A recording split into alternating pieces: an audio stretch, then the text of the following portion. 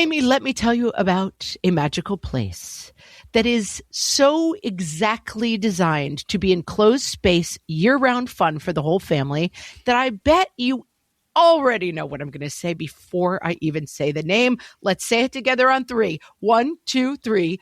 Great Wolf Lodge. You got it, Amy. My kids loved Great Wolf Lodge when we went. You probably already know that it has a huge indoor water park with a wave pool, lazy river, a bunch of massive water slides. But then your pack can hit the other attractions because wait, there's more. Great Wolf Lodge has adventure-packed attractions like Magi Quest, a live-action game kids can play throughout the lodge, plus the Northern Lights Arcade. Spent some quality time there, so your kid who loves the lazy river and your kid who loves fantasy games will both have a great time. Great Wolf Lodge also offers great dining options and complimentary daily events like nightly dance parties. All under one roof. Unpack the car once and you're settled in to have fun. And with 22 lodges across the country, you're always a short drive away from adventure. We've both had such great times at Great Wolf Lodge, so bring your pack together at a lodge near you. Learn more at greatwolf.com and strengthen the pack. My kids know not to come home with Twizzlers in the bag. I'm like, not to this house, you don't. What fresh hell? Laughing in the face of motherhood. Come here, you precious little prince. Why don't we have some cookies until you don't feel like biting anymore? With Margaret Abels and Amy Wilson. No. That's monstrous. I'm not a monster, Amy. We got a simmer. A podcast that solves today's parenting dilemmas. So you don't have to. I'm here for the apple cider donuts. Those are so good.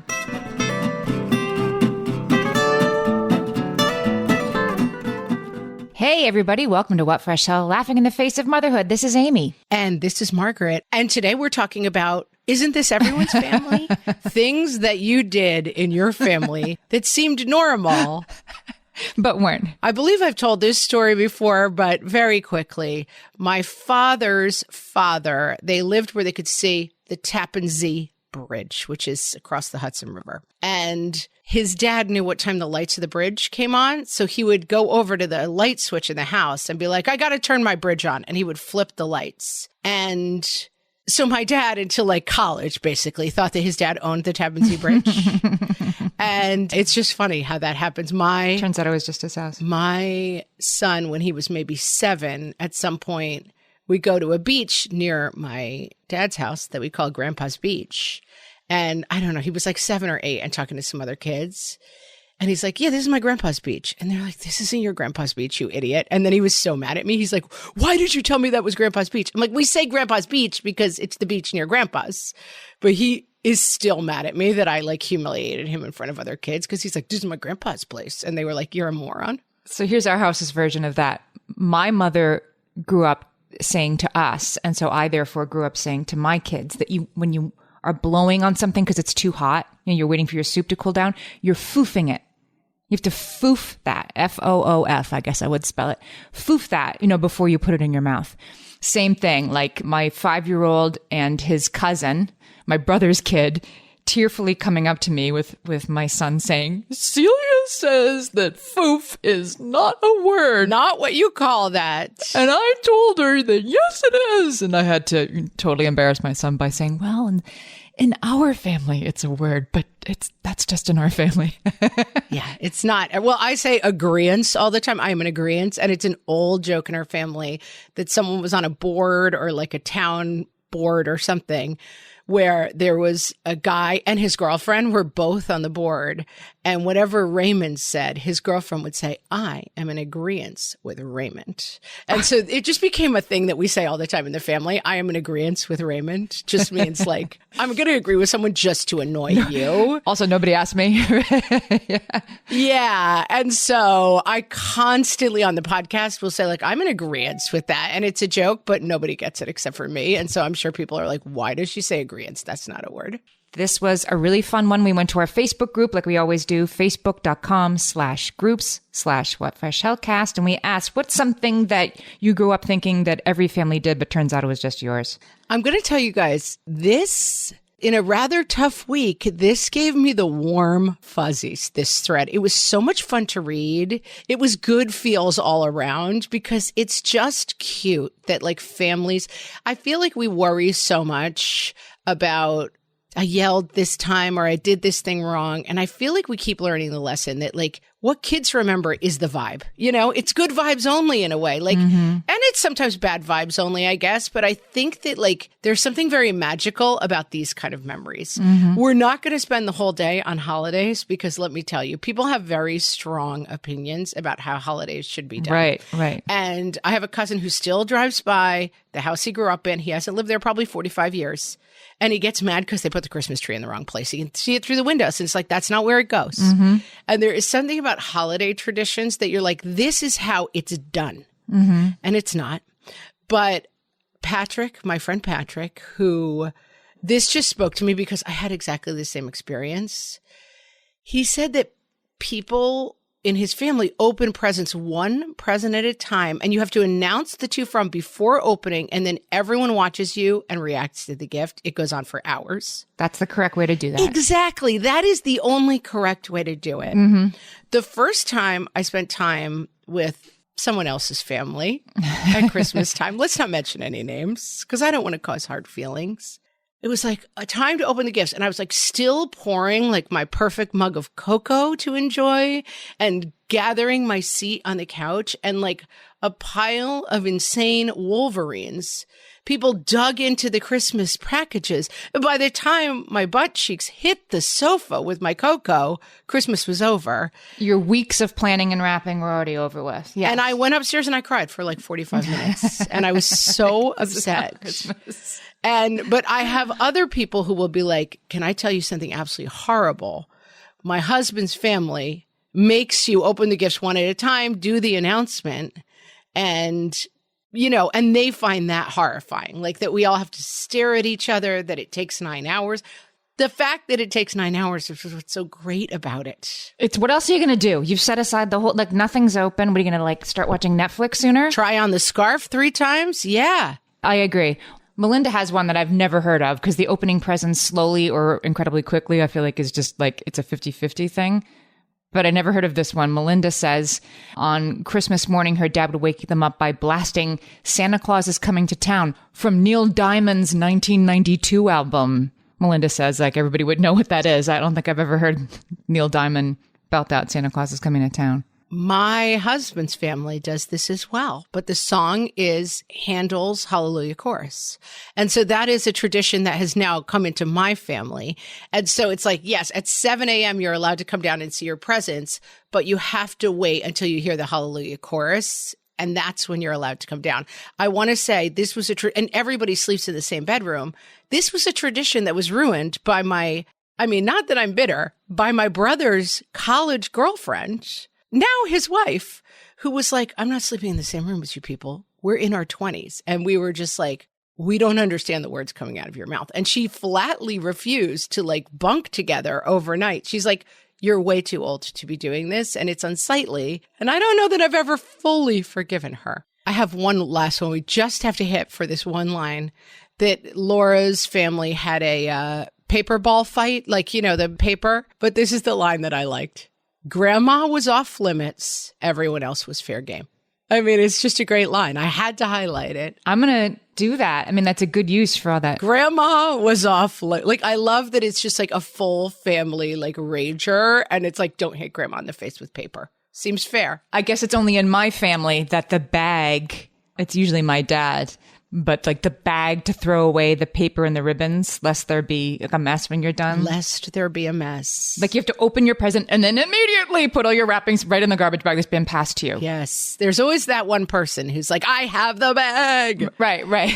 So no paper fights at our house. This is fun. I think a lot of this stuff comes up when you are in a serious relationship, getting married, first interacting with your spouse's family. Lori says staying at the dinner table until everyone is finished eating was a tradition.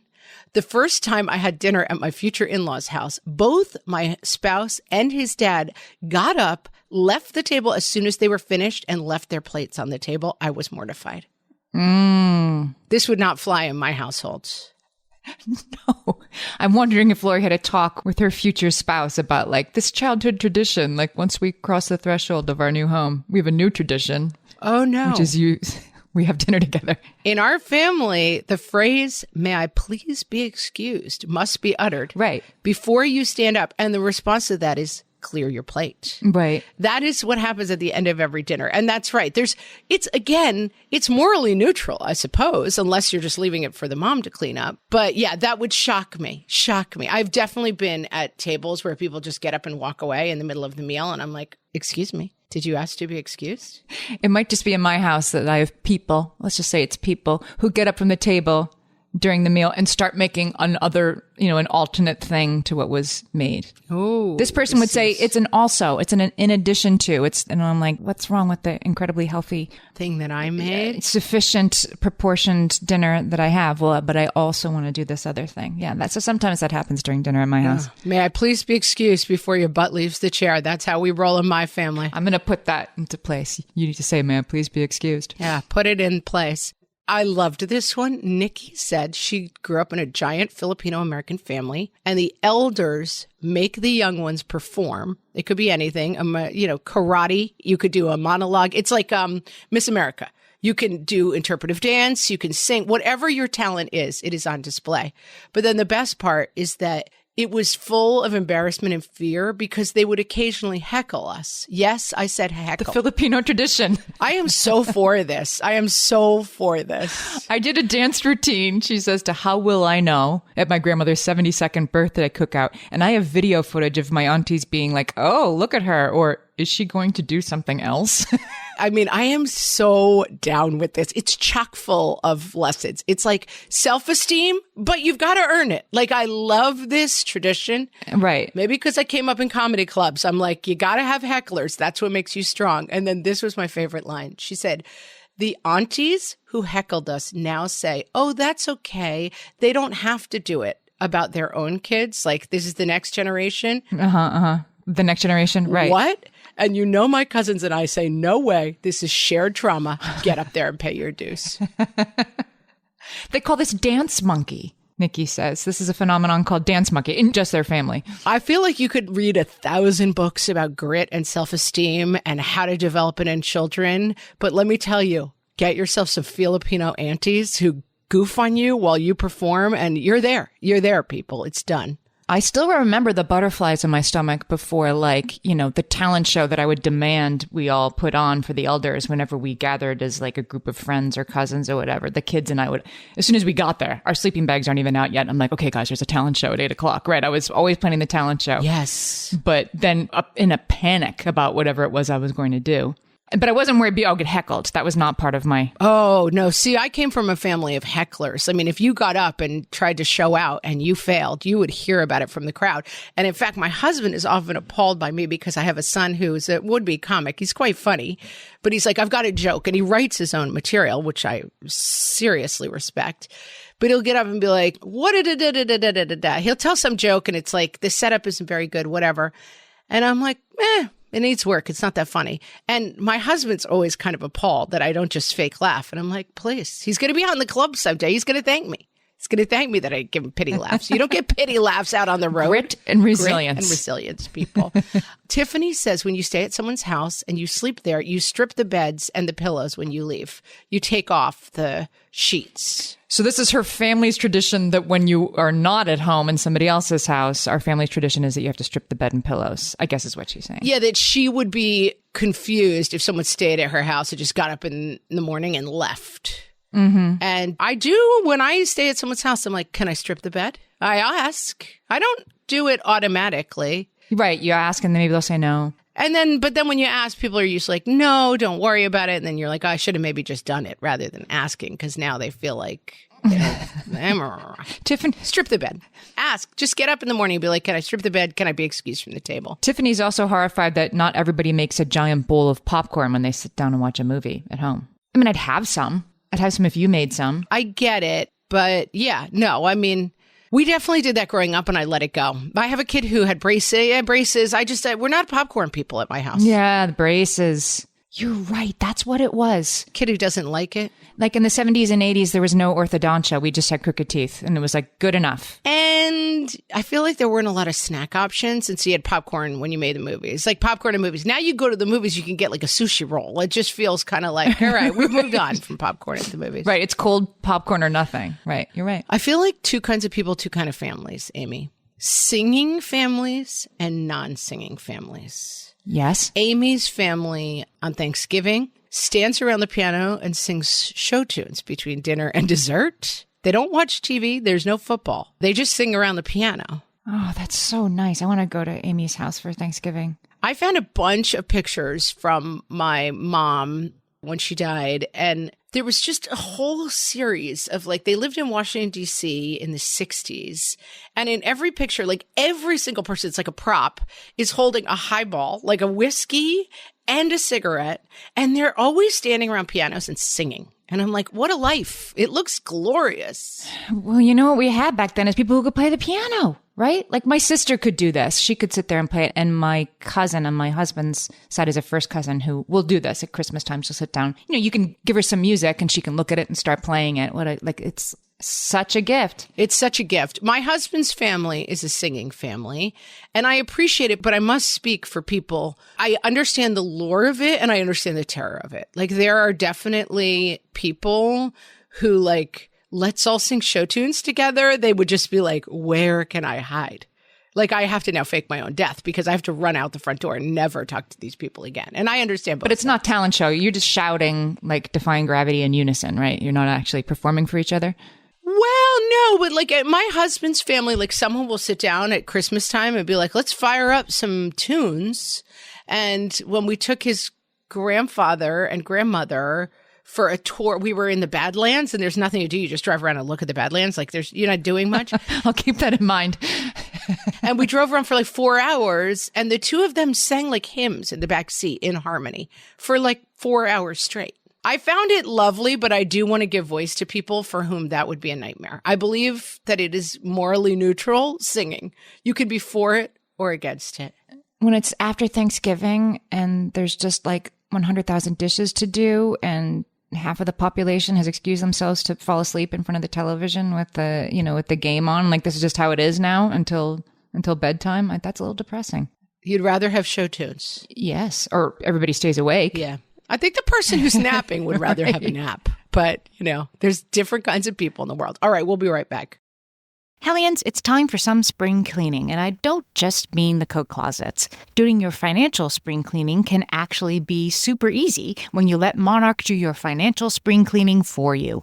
One dashboard that gets your entire financial life organized. No more clutter, no more mess, no more logins scattered everywhere, just accounts, investments, property, and more, all in one place. Get your first year of Monarch for half off, just $50 with promo code FRESH. Monarch allows you to look not only at what you've already spent, but also to plan for the future. With Monarch, you can set savings goals, plan for big purchases, and notice spending trends before they become a problem. I can generate cash flow reports that show me what we spent this quarter, this month, what we're probably going to spend next month, and feel prepared, organized, and knowing how to plan for the future. No more surprises and a lot more clarity. Try Monarch. Use code FRESH at monarch.com to get your first year half off at just $50. That's 50% off your first year at monarch.com with code FRESH. My favorite skincare products actually feel more like self-care, like they're so nice to put on and they smell so good that I'm actually happy when I get to that part of my day. And I swear that is how I feel about Osea's anti-aging body balm. Amy, you are usually the lotions and potions queen on this podcast, but I have to say, hard agree. Osea's anti-aging body balm is a liquid silk body balm that combines the lasting hydration of a lotion with the firming power of a serum, leaving skin smoother and firmer. This body balm is clinically tested and designed to deliver visible results you can see and feel. So we've gotten to use this product for a couple of months now, and I swear I have really noticed firmer and smoother skin, like on the back of my hands. It's like getting a mini spa treatment from head to toe. Get a spring-worthy glow with clean, clinically tested skincare from Osea. And right now, we have a special discount just for our listeners. Get 10% off your first order site-wide with code FRESH at OseaMalibu.com. That's 10% off your first order with code FRESH at OSEAMalibu.com. Amy, when I'm having a good hair day, it usually makes my whole day better.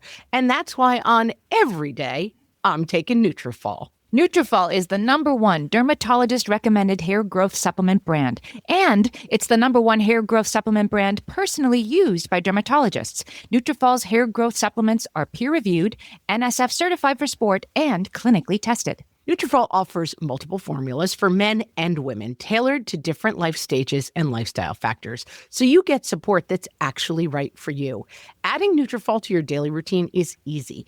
Order online, no prescription needed, with automated deliveries and free shipping to keep you on track. Let your hair be one less thing to worry about. See visibly thicker, stronger, faster-growing hair in 3 to 6 months with Nutrafol. For a limited time, Nutrafol is offering our listeners $10 off your first month subscription and free shipping when you visit Nutrafol.com and enter promo code LAUGHING. That's Nutrafol.com, spelled Nutrafol.com, promo code LAUGHING. I love people. Mel's tradition in their family, growing up in New Zealand, was visiting the dump for fun.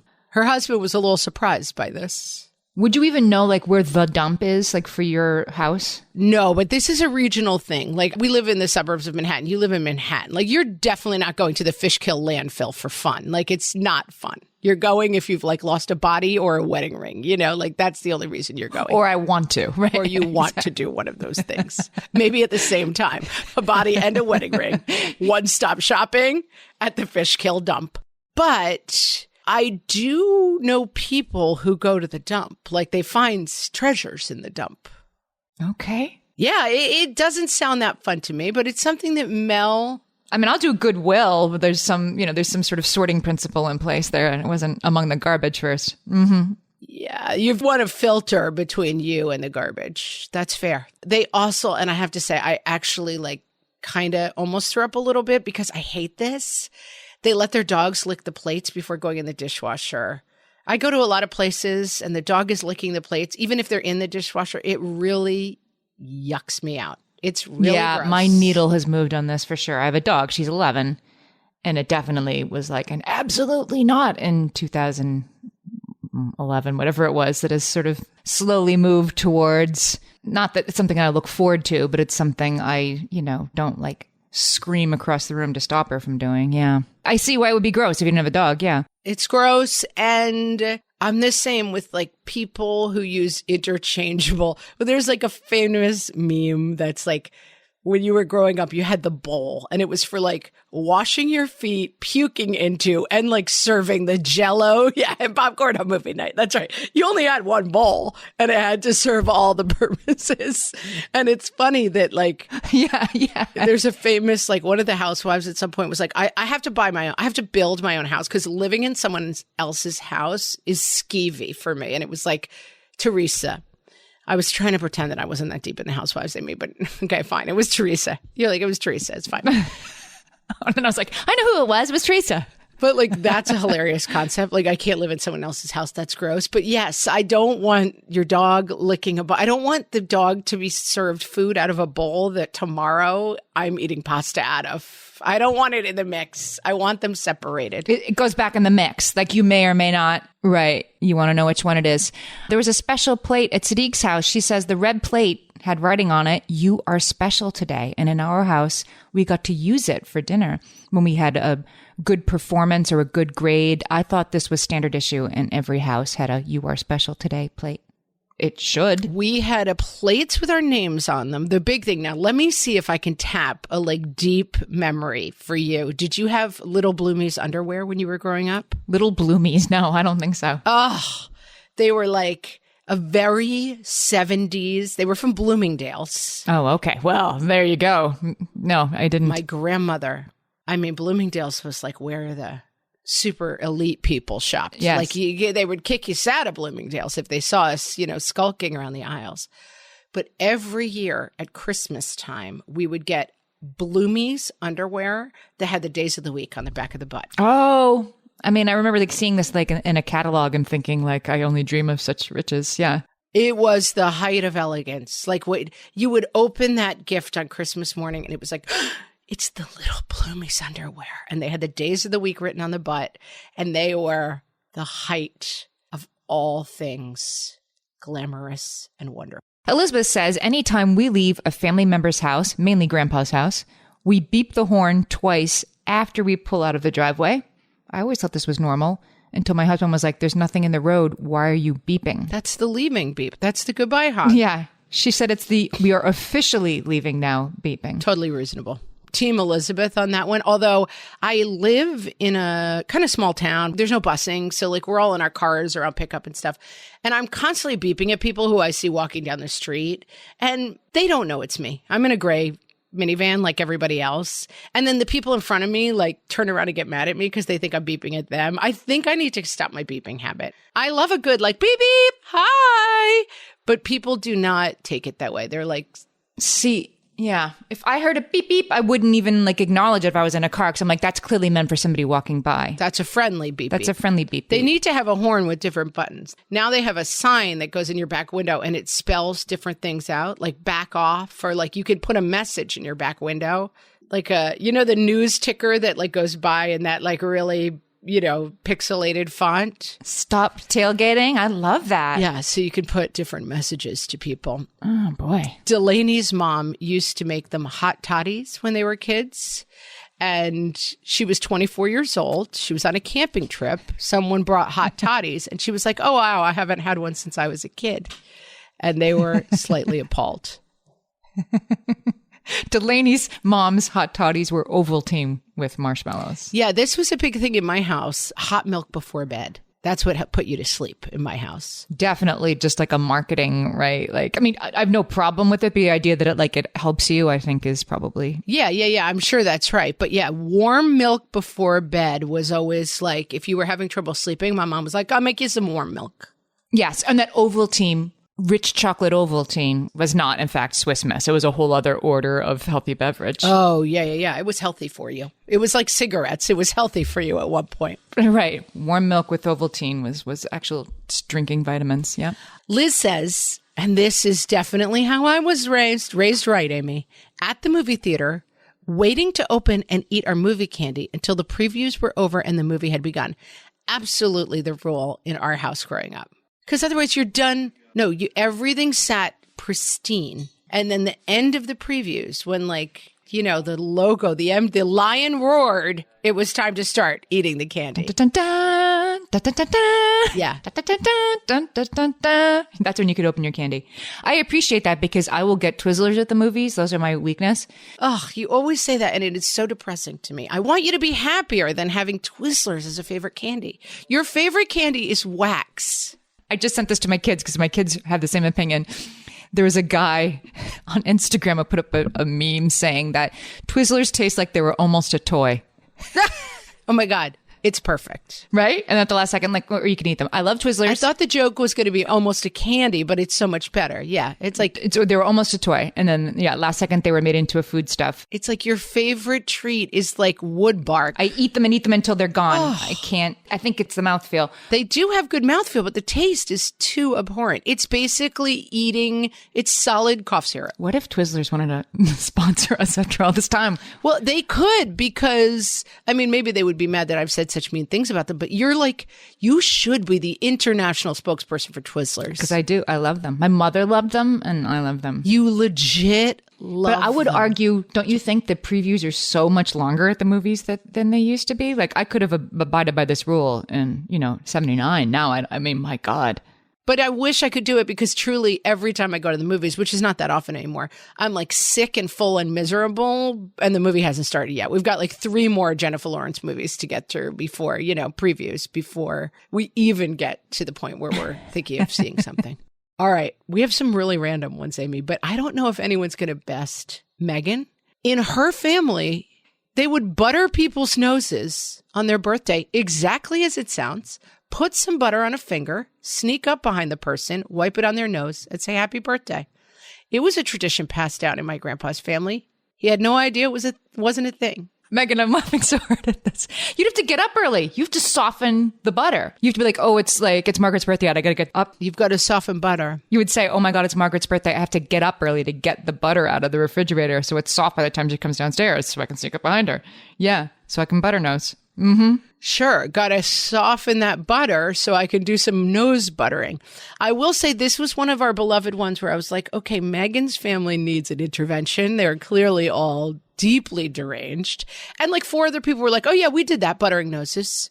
And then someone said like, I think this was a thing in Western Canada. Are you from Canada? And she was like, no, I'm from somewhere else. And I mean, people were not like appalled by the idea of buttering. There's a large part of me that's like, oh, it's a thing in my house now. Like starting now it is. No. If you ever butter my nose, we will have to part forever. It's not like a whipped cream pie in the face. It's a little gentler. It's not appealing to me, having someone put butter on my face. No. And sneaking up on me, there's nothing about buttered noses that I want. This was another one that I was like, again, completely appalling and deranged. And 10 people were like, oh, yeah, we do that too.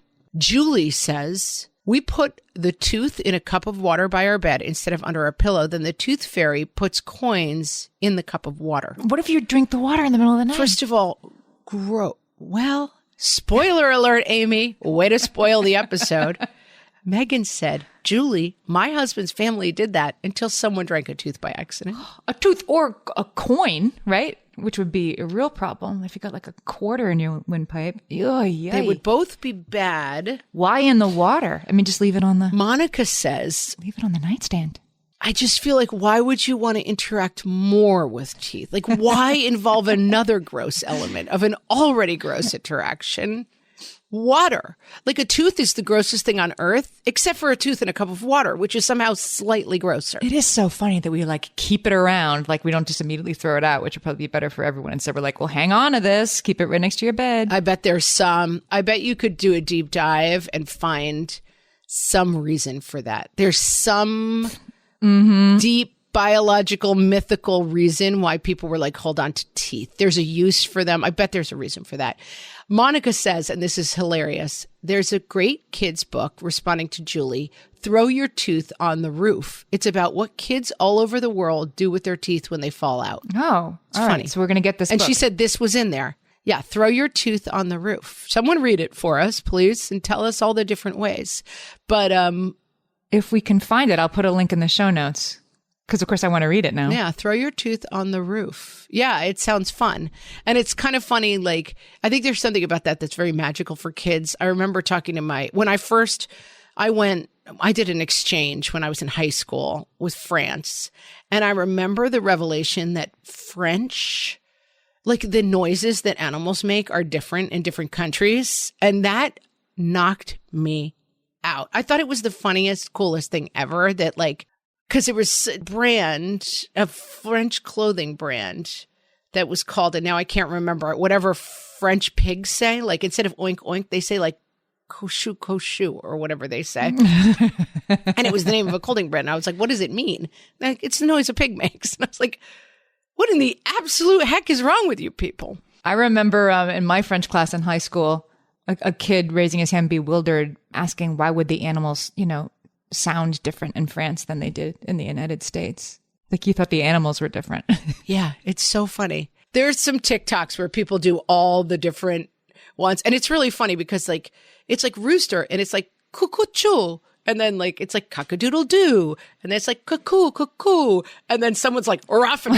Like, it's just really funny that like, there's always one where you're like, what kind of roosters do you have over there? That is not what they sound like. Although there are sometimes ones that you think that you're like, oh, they're right. That's what it says. Yeah. That is a little better.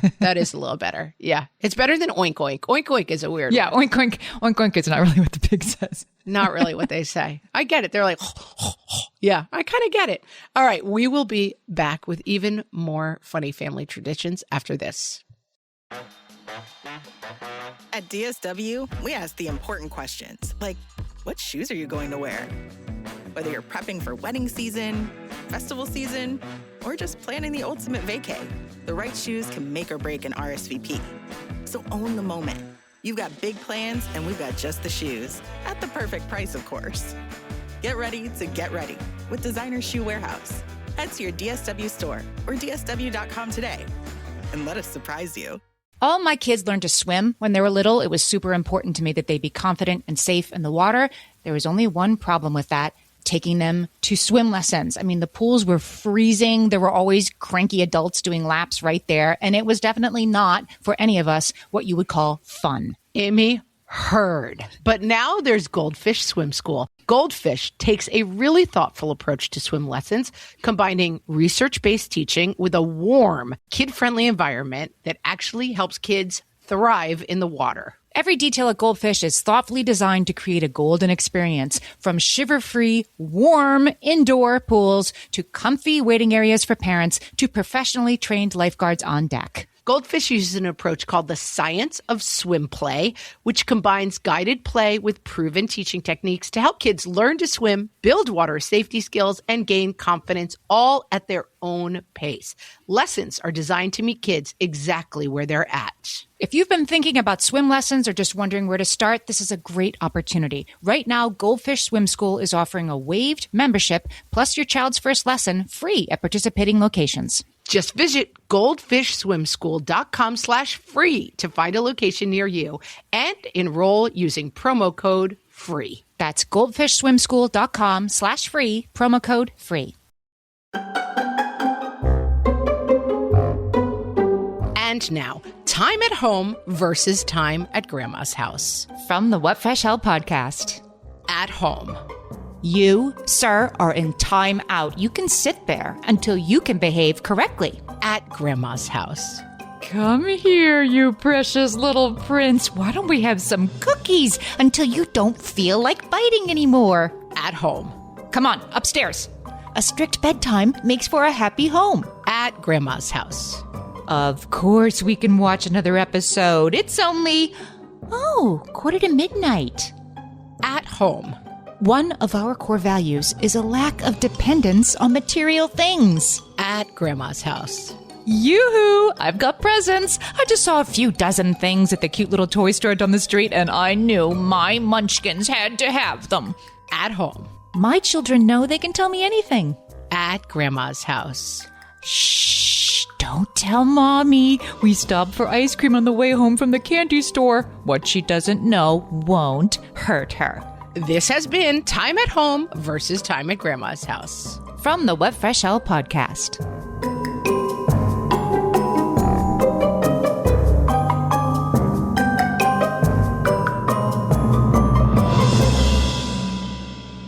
Colleen put chili over mashed potatoes. I mean, I'll allow it. It doesn't sound bad. I was going to say, Mikey, husband's family, ketchup on taco salad. Disgusting. Ketchup on anything is disgusting. No. How dare you? Stop it. Lauren put salt on French toast. I didn't find out till I went to camp that was weird, but I still do it. Try it sometime. Kristen's family salts everything on their plates before tasting it. And she also realizes that not everyone calls it supper. We definitely called it supper growing up in our house. We did not. We called it dinner. We No. did not. We called it dinner. My grandmother, my tweet grandmother called it breakfast, dinner, supper. Yeah, that's a weird one. Because the big meal of the day was in the middle of the day. Like her grandparents were like farmers. Yeah. And so in supper was just a little bit of soup before bed. Yeah. I'm a salt fiend. Salt on French toast, salt on savory stuff. I feel like that's coming, salted caramel. Like we're getting it. Like salt on sweet stuff is delicious. Salt everything. Mm-hmm. Sherry says growing up in her house, spaghetti sauce was always made with Italian sausage, fresh veggies, and sauce over pasta. It wasn't until I got married that my husband told me this was weird. And most people use ground beef and mixes the sauce with the pasta. I can't eat it that way. It grosses me out to have it all mixed together for some reason. I see why it's gross, and yet it's the only thing we will eat in my house. Like a bolognese. Well, we do ground beef, but you strain the ground beef afterwards. Otherwise, it's like greasy sauce. Disgusting. Strain the ground beef, little Rego on top, throw it over the spaghetti. Bada bing, bada boom, dinner's ready. So wait, let me understand. You have the drained ground beef, and you don't put this in a tomato sauce and mix it. No. Sauce goes right on top. Then that goes over it's spaghetti and meat sauce. I thought you were saying pasta, then some ground beef, then ladle some sauce over the top of that. Okay. All right. Good. Okay. Just making sure. No. That's monstrous. I'm not a monster, Amy. We got to simmer. Oh, breakfast link sausage and egg noodles with applesauce on the side for dinner. It was a favorite at our house, but it's so bizarre. I mean, that is... Oh, my kids would eat that. It's like German. That sounds like German food, like a little, schnitzel or whatever they call it. Little sauce. It's gross to me, but I feel applesauce is one of those things that it's just gross to me. I mean, I don't mind it by itself, but I don't want it. It spreads all over the plate. It's nasty. Oh, I feel like it's a food for kids. Like I'm not allowed to have it anymore, and I'm fine with that. correct. No, I don't want to eat applesauce. Amy, we're back to a holiday. Mikey's family celebrates St. Patrick's Day by messing up the house at night and saying the leprechauns did it. I feel like this has become, it's like the elf on the shelf. I feel so sorry for the parents of today that also have to do this whole Leprechaun trap. pomp and circumstance for leprechaun traps. So I'm surprised that this was going on that long ago. So maybe it is a tradition and not something that was made up 5 years ago by somebody on Instagram. I thought it was. Katie says breakfast in bed for Mother's and Father's Day. We do this at my house, but she says she thinks eating in bed is gross. No, Katie, you have to have breakfast in bed. I mean, it is a hot mess. Like, especially when the kids were little, they would bring in some version of, they would do it up, like pancakes and eggs and bacon, and then like a nice like wine glass with applesauce. I have it on the brain, with orange juice. And then they would serve it to me, and then they would begin piling on top of me and wrestling all around me. It wasn't a good idea, but it was sort of a cute tradition. It's all about, like, do you remember being that kid and like burying in the tray before you, like the Hope Diamond was on it? Like nothing more exciting has ever been made. Yes. So that's what you're doing it for, really. Amy, we have another thing to learn from the Dutch. Okay. I feel like this would speak to you. We know that we are Danish babies. We're Dutch fans, yeah. We like to go outside even though it's cold. That makes us Danish babies. We like hygge and being cozy. We like hygge. We like being cozy in the cold, Erica says maybe this is from being Dutch. Are you familiar with perpetual calendars? They list all the dates in a month without assigning them to a day of the week, so you can put all your birthdays and anniversaries and everything on them. My family always hung these in the bathroom on the ground floor. So when I was trying to get one for myself, I was asking people where to get a Dutch bathroom calendar. As you can imagine, that name didn't get a lot of recognition. If you type that into Google, you'd probably get no results. You'd probably get the rare, like, I'm sorry, I don't know what that is. Seems like a good idea, though. Like one calendar for all the things that don't change. My mom has this, like that. And I know my brother and we definitely never called it a Dutch bathroom calendar. It was just the kind of calendar mom has, right? That it would just keeps track of every year. Somebody's birthday is October 11th and somebody's anniversary is October 15th. Yeah. It seems smart to me. Mm-hmm. It's not Dutch, though, Erica. So just, don't think you're special. You could put it in the bathroom. It's not a Dutch bathroom calendar. It's not Dutch, and it doesn't belong in the bathroom. So it's just a calendar. Betty Jo. This one's an interesting one. Her family would go out into the woods each autumn and go mushroom hunting. When one of us would find a little spongy treasure, we would yell, "Gold!" And my dad would come running up to make sure it wasn't a poisonous variety. On the way home, we would get hot apple cider and cinnamon donuts. And then when we got home, we would all sit around the table eating the grilled mushrooms we have found. I truly thought everyone did this, but I have yet to find everyone else who ever went mushroom hunting. God, it feels like the downside is considerable unless you really have a mushroom expert in the family. No, wait, but didn't her dad would check if they were, her dad would come running over to make sure it was not a poisonous variety. Do you think Betty Jo's father was a mycologist? I just looked it up. That's what you call a mushroom expert, a mycologist. I know that because in a series of unfortunate events, a book series, there's one of the kids is a mycologist. So I guess it's possible, but yeah, I would be like, I want to make sure you were like an advanced mycologist. You had your doctorate in mycology before you tell me this mushroom's fine and this mushroom isn't. We had blackberry bushes in these like little woods behind our house, and we would go out and pick blackberries and bring them home and eat them. And we were pretty much city mice, and we found that to be like we were living off the land. It was the most exciting thing. And I feel like a lot of kids probably just live like this who are on farms and stuff. Like go out and pick strawberries and eat them and stuff. For us, it was like we picked these out from the woods and we are going to put them in our mouth. Like it was fascinating to us that you could eat something they grew. It's so different. It's not the same as like picking apples at a farm. No. If you have to get in a car and go there, it's... Where pumpkin... Right. Or it's like, here they are, the things for you to pick and put in the basket that's right here on the ground. like they do 99% of the work for you. It's Right. And there's like a dancing scarecrow and like, you can get chicken fingers at the shack and stuff. Yeah. I mean... But yeah, just like raspberries on a bush in the woods is pretty great. But I'm not a mycologist. Yeah, I feel like fall traditions for me are very locked in, like pumpkin patching. And we had someone who worked with my dad had a farm upstate, and we would go up to the farm, pick apples. It was a little bit of a mix between like the apple picking place and like a real farm. And then we would stop for apple cider donuts on the way home. And I mean, it's good times. It's good memories, Amy. I'm here for the apple cider donuts. Those are so good. Well, my son recently went with friends to a apple picking adventure. And I was like, listen to me and believe what I say. Do not come home without apple cider donuts. Do you hear me? This is an apple cider donut picking adventure. Do you hear me? This is serious. And did he come home with apple cider donuts? Yeah. I mean, it's non-negotiable. And yeah, I mean, coming up, we're in the Halloween season. We're going to finish strong, Amy, with Halloween. Mm-hmm. Okay. All right, let's. Anna's parents, her evil genius parents, gave them 1 week to eat as much of our Halloween candy before they took it to their offices. They were so sick of candy for months afterwards. I did not know about leftover Halloween candy until I heard a random Gilmore Girls episode in college.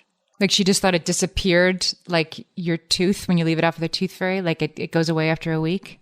Yeah, or that people just took it away from you after a week. Like there was no such thing as like finding it in November. Oh, that was just what everybody did. Yeah, that like it disappeared. I feel like this is a dialogue that I think we can all dial out of. Like what Halloween candy? Do you know about the Switch Witch? No. Like she gives you like smoothies instead? A Switch Witch comes and gives you a small toy in exchange for your leftover Halloween candy, because we all now have to, on top of everything else we're doing, find a solution to kids eating Halloween candy. It's right, like, once a year. Here's the thing with Halloween candy. Your kids are going to binge on it. It's going to be kind of gross. They're going to poop weird for a week. And you're done with Halloween. Like I don't know. I don't care about Halloween candy. They do kind of forget. We're in New York City, so our kids trick or treat around our apartment building. I mean, it's easy to really come home with like more candy than you can carry almost. Correct. My kids have to stop when their pillowcases are too heavy. But even so, right. And then we're talking about older kids. Maybe younger kids are different. But yeah, you just let them gorge themselves for one day, maybe even the next day too. And then all of a sudden it's 6 weeks later and the candy's still in their room. And you just I do spirit it away one day. Yeah. But like when they stop caring. Yeah. But like it's only when it's down to like mostly wrappers and like 3 like things in the bottom. I will say Halloween, I'm like a football coach. I gather the kids around. They're aging out, unfortunately, but I'm like, let's focus, people. This is what we've trained for. We're not here to pick up Smarties. We're not here to pick up now and laters. Get in plenties. We're looking for $100,000 graham bars. We're looking for Snickers. Forget Three Musketeers. Nobody wants them. Mm-hmm. Move on. I have a whole, I'm doing X's and O's on the board before they send them out. I got very serious opinions on what we're looking for. I'll be your Switch Witch. I'll take your Twizzlers and I'll give you, whatever. My kids know not to come home with Twizzlers in the bag. I'm like, not to this house. Not you don't. In our family, our tradition. I don't want candy corn. And I definitely, if they are trying to give you that bag of pretzels, walk away. Walk away. Be like, ma'am, I'm sorry. My mom will not let me ever come to this house again. And forget about a pencil. Well said. Well, this was a super fun episode, and I'll put the link to the original question and answer in the show notes too, so you can check that out. And if you're not in our Facebook group, it's facebook.com/groups/whatfreshhellcast. Join the fun. There's thousands of parents in the group now, and it's such a supportive, nice space. I mean, people say silly stuff, and people say nice stuff, and people ask sensitive questions anonymously, and I'm always so delighted by how this community just always gives people what they need, which is support.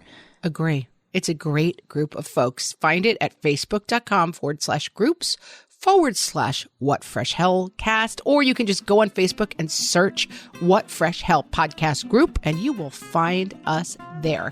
We look forward to chatting with you there. And until next time, thanks for listening. Thanks, everybody.